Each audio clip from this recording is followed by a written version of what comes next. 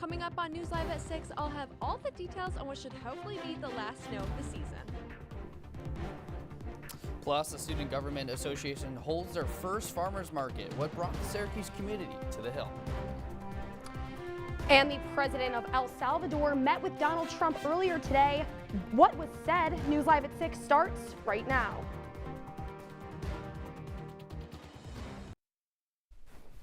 News leader.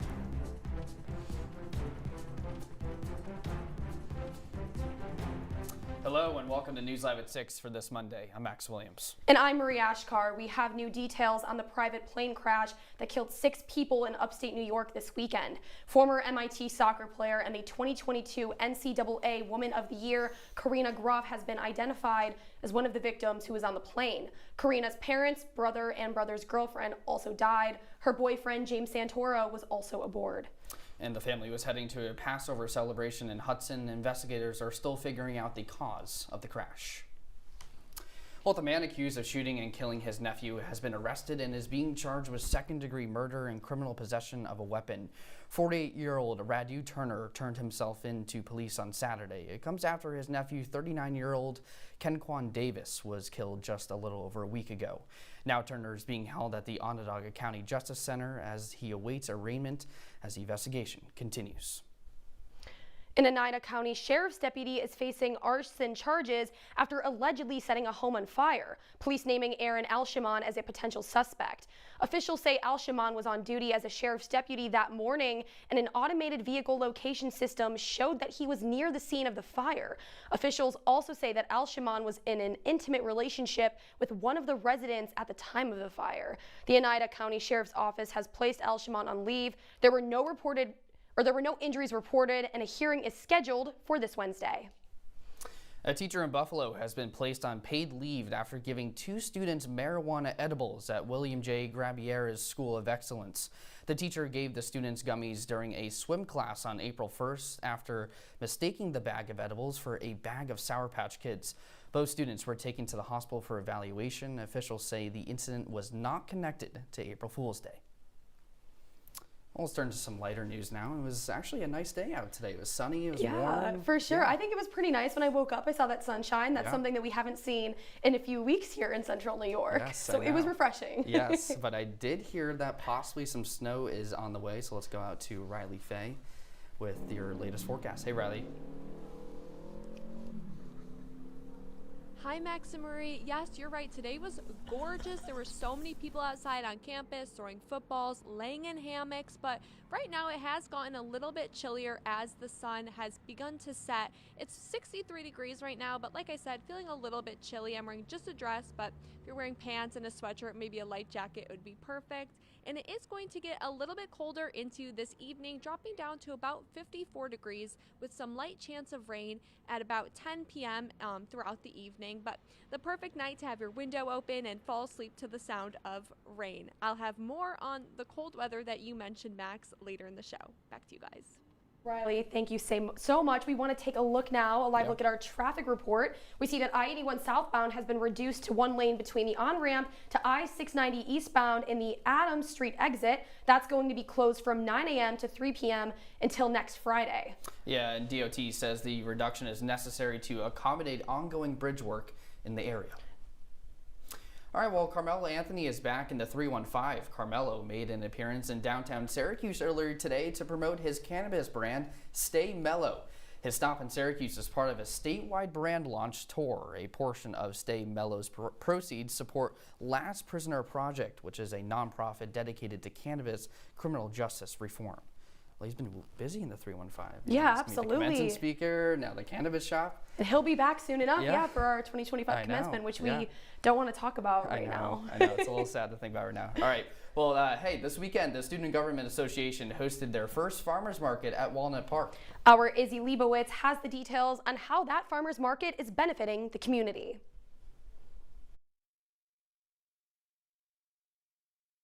So I got an email saying that it was the first ever farmers market collab with the Student Assembly or the Student Association, and I was like, oh, the weather's going to be good. We're little market. I decided to come down and see what they had to sell. I'm Izzy Leibowitz here at the SGA Farmers Market, where there's mini vendors, there's activities on the lawn, and it's a beautiful day out. We have a bunch of different local vendors, people from both on-campus and off-campus coming to sell their products. We have everything ranging from a refillable station to a jewelry station. This farmers market is one of the first initiatives of the newly renamed Student Government Association. Here's Max Latchett, their chair of community engagement and government affairs, and he talks about how the farmers market came together. Putting this event together was really just reaching out to vendors and getting people to come. Trial run, we got 18 vendors to come, and we've had probably upwards of 300 people come. Far cheaper than the farmers market buses that we currently have. Way to A, save some money, and B, help the students, and C, help vendors, local community. The farmers market has a lot to offer. Alyssa shares why she's enjoyed it and what she would like to see at the next one. These are local businesses, like I think they are. I don't get off the hill a lot, so them coming down to Walnut Park is definitely my first time seeing most of these small businesses. I think I was expecting there to be, produce. So I would like to see, vegetables, fruits, maybe some baked goods, like food. As the first SGA Farmers Market comes to an end, SGA counts it as a success and wants to improve for the one they plan to have in the fall. Reporting from Syracuse, Izzy Leibowitz with CitrusTV. Izzy, looks like a good time there. All right, well, happening now, the LGBTQ plus grad student group is holding drag trivia at the Incomplete until 7:30. Local celebrity Anita Buffum is hosting the event. Organizers say the trivia night is designed to show support and create a sense of community for LGBTQ plus graduate students. Free food, non-alcoholic drinks, and prizes are being provided. An assistant professor of economics is the winner of this year's Daniel Patrick Moynihan Award for Teaching and Research. Ryan Manark studies international trade, including how the recent tariff war affects U.S. exports and supply chains. The Moynihan Award is the Maxwell School's highest honor for untenured faculty. Syracuse mayoral candidate Sharon Owens is providing details on her Thriving Neighborhoods plan. The plan includes emphasizing investments in affordable housing and public infrastructure improvements. Owens said in a statement, quote, "This plan reflects a commitment to equitable growth, safe homes, and walkable, connected communities for all Syracusans." Owens says she plans to build 1,000 new housing units by the end of her first term if elected as mayor. And Syracuse Police Chief Joe Cecil will be retiring at the end of 2025. Cecil has always planned to retire at the end of Mayor Ben Walsh's term. He began his term in 2022 after Kenton Buckner resigned. When Cecil's term ends, he will have worked for the Syracuse Police Department for 40 years. New Year's Eve will be his last day on the job. Danny Liedtke, Republican lawmaker, will run against Democrat John Deere for Manlius supervisor seat. Deere was elected in 2021, becoming the first Democrat to be elected supervisor since 2008. Liedtke served as the mayor of East Syracuse for 6 years. Deere is also running for re-election for his third term as supervisor. The chair of Syracuse's civilian police watchdog agency is resigning after taking the job earlier this year. Chair of the Citizen Review Board, Bryn Lovejoy Grinnell, said in her resignation that the city was not supporting the board enough. Her resignation came just hours before the Common Council was set to vote on a plan potentially changing the board's bylaws. Ultimately, the vote was postponed to a later date. 2 New York City labor unions are endorsing former Governor Andrew Cuomo for mayor. The Hotel and Gaming Trades Council and a local chapter of a building workers union who represents a combined more than 125,000 workers. Both unions called for Cuomo to resign as governor in 2021. They also supported current mayor Eric Adams when he ran that same year. Cuomo currently holds a double-digit lead in the polls. And coming up after the break, a Maryland man is still in El Salvador despite the Supreme Court's orders. The country's president now speaking out. Plus, Harvard is going up against the Trump administration. We'll tell you what they're refusing to do. Stay with us. Welcome to an excellent episode of Live from Studio B.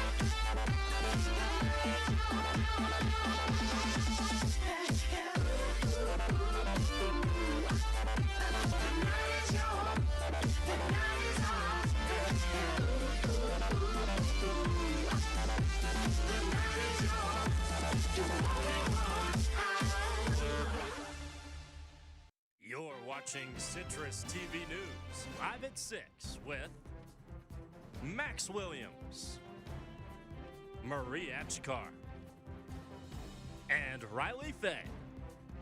And now, your campus news leader continues. How can I return him to the United States? Like, I smuggle him into the United States, or what do I do? Of course, I'm not going to do it. It's like, I mean, the question is preposterous. Of El Salvador, Nayib Bukele, saying that he will not return the man wrongfully deported to his country. The Supreme Court has ordered the Trump administration to facilitate the return of Kilmar Abrigo Garcia. Garcia is a Maryland resident and married to a U.S. citizen. Trump has said he will return Garcia if he is explicitly ordered to by the Supreme Court. His lawyers said that Garcia was never a member of MS-13 or any other gang that would cause him to be deported.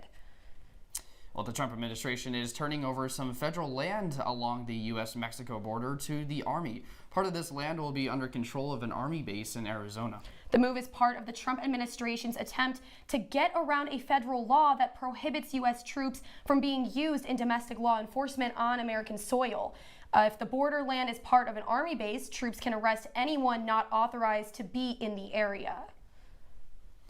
Well, a man is in custody after authorities say he broke into Pennsylvania Governor Josh Shapiro's mansion early yesterday morning and started a fire. 38-year-old Cody Ballmer turned himself into police hours after the fire was put out. Police say Ballmer told them that he planned to beat Shapiro with a small sledgehammer if he found him. Shapiro says he and his family had celebrated Passover at the mansion earlier that day. In response to the attack, Shapiro said, quote, "I refuse to let anyone who had evil intentions like that stop me from doing the work that I love," end quote. Harvard University says it is rejecting policy changes requested by the Trump administration.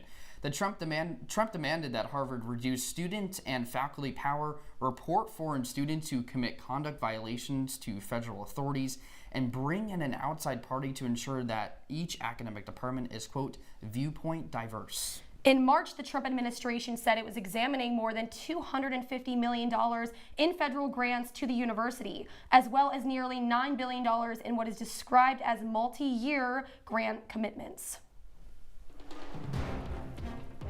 And coming up, I'll have more details on the snow this week, but don't worry, summer is in sight. Stay with us.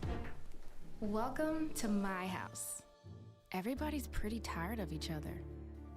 The walls were closing in. Clearly a case of too much family, too close, 24/7.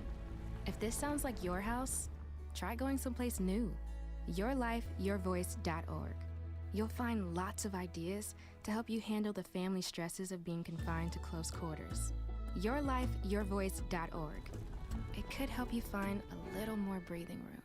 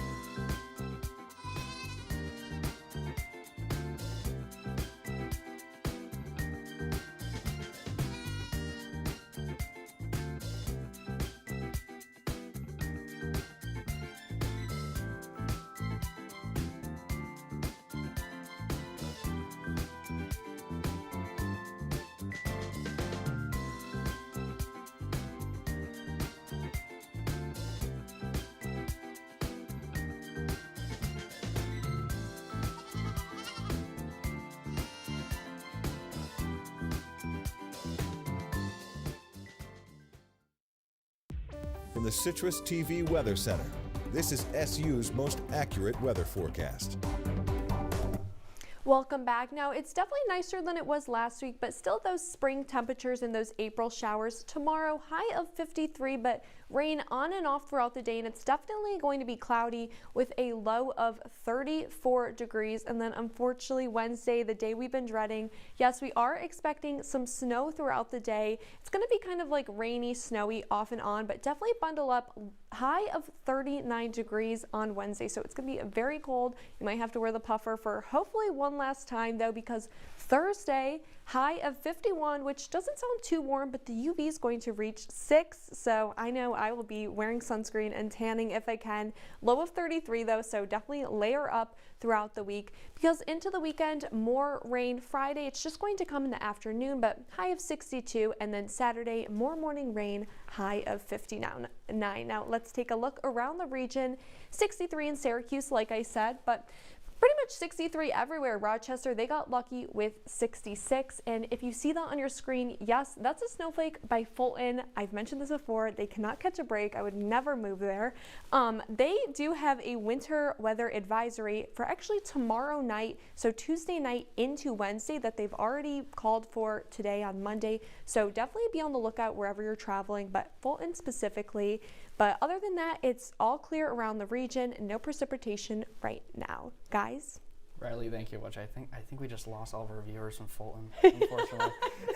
I heard that. No, it's okay. We love Fulton, but you know, the weather, I think it's the weather that we don't love necessarily. Yes, the yes. snow on Wednesday sounds like a nightmare, Max. I know, but hey, there is some good news out there. A brand new food pantry is now open. The Patriots Pantry, located at the Mattadale VFW, is open every Monday from 4 to 6 p.m. Our reporter Caleb Plank has more on the pantry's efforts to help veterans in central New York. The Patriots Pantry is a new food pantry at the Veterans of Foreign Wars Post 3146. The goal is to give back to veterans and provide for them in a time of need. They're taught to be, service to others before yourself. So we felt that they wouldn't like to go to public pantries and ask for food, even though they need it, because they would probably feel like it was, taking food from someone else. With veterans only showing up to last week's opening to help and donate, Lisa Duncan hopes the pantry will make veterans comfortable with the concept of taking food. We want a safe place for veterans to come and get basic needs. They need food and not be embarrassed about it. The Patriot Pantry aims to meet the needs of veterans in the community. As demands change, they plan to adjust to longer hours and a larger food supply to meet those needs. And when there's more of a need than 2 hours on a Monday, then we're going to open up another day, maybe a morning, maybe a weekend, something like that. The success of the pantry is driven by the support of the community. This doesn't end here. I get all teary-eyed just thinking about it, because we're getting a lot of donations now, but we need to feed the veterans whenever and wherever they need it. So keep the donations coming, and let's do for them what they've done for us. Reporting for CitrusTV News, I'm Caleb Plank. Hey, thanks so much, Caleb. Coming up in sports, both Syracuse men's and women's lacrosse were away from home over the weekend. So how exactly did both teams fare? Well, you have to stick around to find that out.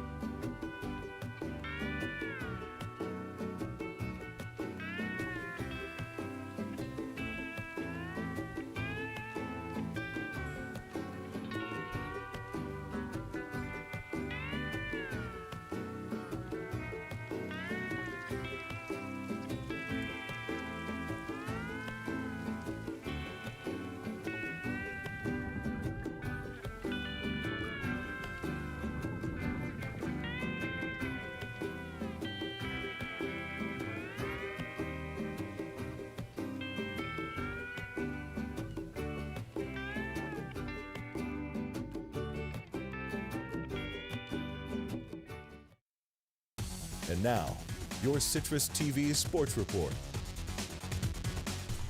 Now that we're already in mid-April, that means postseason lacrosse is just around the corner, and it also means the games become just that much more important.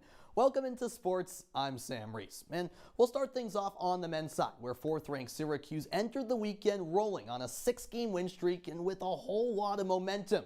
But a test with the top team in the nation, Cornell, was never going to be easy. So let's head to Long Island, where the neutral site clash between two central New York foes took place. And let me tell you straight up, this was bad weather. It was windy, it was rainy, I was there. It was a miserable experience, but a great game of lacrosse. And Cornell got the scoring going early. Who else but the nation's leading scorer in C.J. Kirst? That was about 6 minutes in. And then this is Kirst's third goal of 4 just in the first half alone. It was 8-2 Big Red. But Syracuse garnered some momentum. Owen Hiltz with a nice effort. He had 4 goals on the day. That made it 8-4. We fast forward late third quarter. Michael Leo with the snipe. That made it a 3-goal game. It was 13-10 at that point. We've lost the highlights here because now the Virginia Tech mascot is on camera.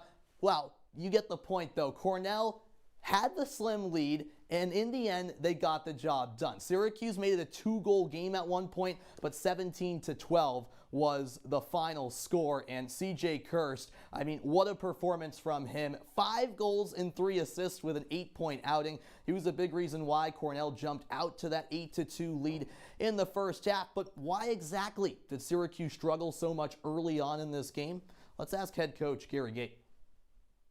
But typically we move the ball a little bit more, and their initial game plan was not to slide too much, see if these guys could score, and unfortunately we weren't putting the ball in the back of the net, and it turned the ball over and it went down the other end, and they were able to capitalize. So the men fell to the best team in the country. I guess that's respectable. But 11th-ranked Syracuse women's lacrosse played an unranked Virginia Tech squad down in Blacksburg on Saturday.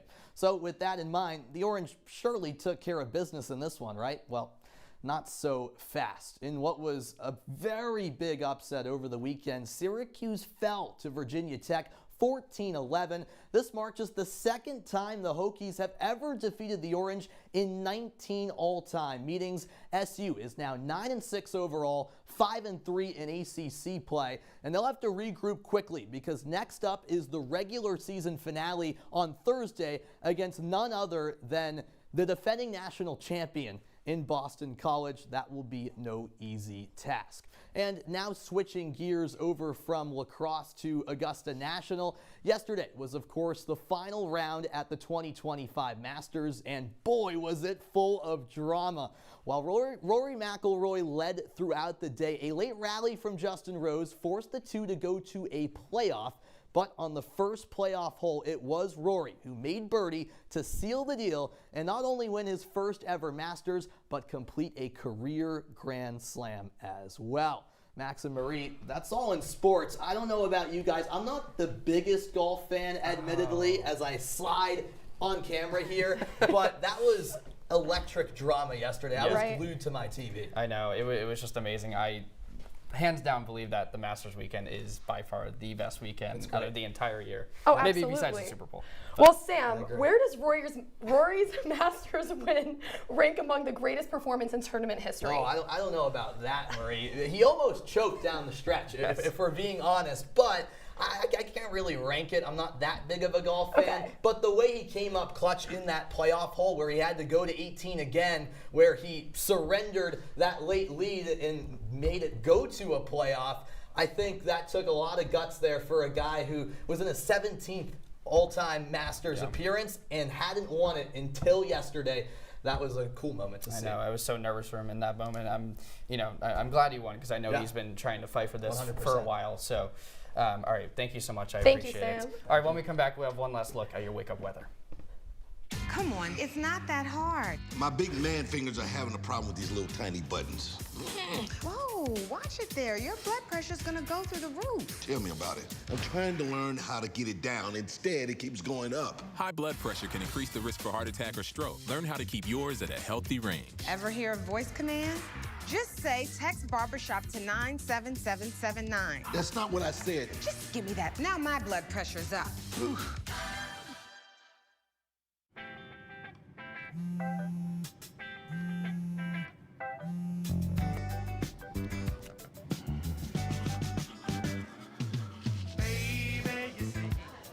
You're so right for me, and I'm right for you.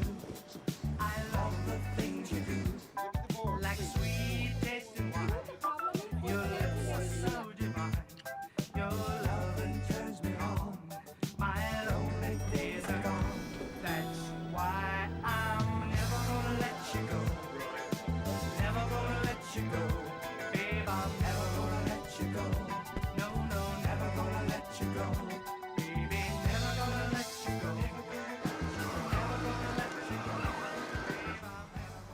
Here you go. Thank you. Thank you.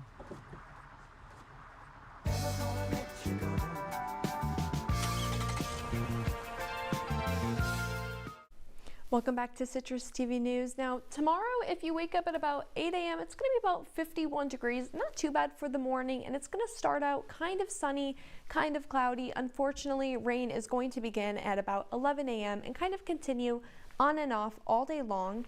Taking a look at the day, like I said, 51 degrees, only heating up to 52, and unfortunately just getting colder into the evening at about 8 p.m. So definitely a day for some layers and packing an umbrella. You can never be too prepared this time of year, especially here in Syracuse. Yes, definitely. I feel like it rains every day here. It's like we're in Seattle.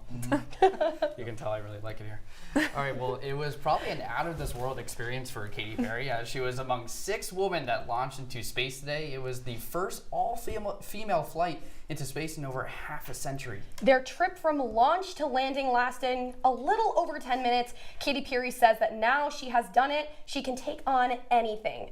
So, I have to ask the question, who here would like to go to space? I don't know. I think I'm a little scared. I agree. Like, okay, Riley? As childish as that sounds. That is the second last place I'd ever want to go. Okay. The first last place would be the ocean. I'd go to space over the ocean, but Okay. I don't You're know. kidding. Like deep into the ocean, I would never. Oh, yes, Oh, yeah. yes. That's actually kind of terrifying. That's also Yeah. really scary, too. I feel like all these adventures are just really scary. Yeah. Well, when I was in kindergarten, I wanted to be an astronaut because I was fascinated with the idea of flying. Okay. And I loved Tinkerbell, so I associated going into space with flying because of like the gravity switch, and so Okay. I just wanted to fly. So you'd be all in on this. Well, you know, I said in kindergarten, Sam. Times have changed since then. All right, But well- you know what? Maybe I wouldn't be opposed. I think Max and I, for our last show, should do space should travel. go Out up in there. space? Okay. Life in All right, space. well, you'll see Marie up in space probably sometime soon. All right, well, that's Citrus TV News live at 6 for this Monday. Don't forget you can follow us on X and Instagram at Citrus TV News. Now for the entire TV News team, I'm Marie Achkar. And I'm Max Williams. Have a great night. Thanks for joining us.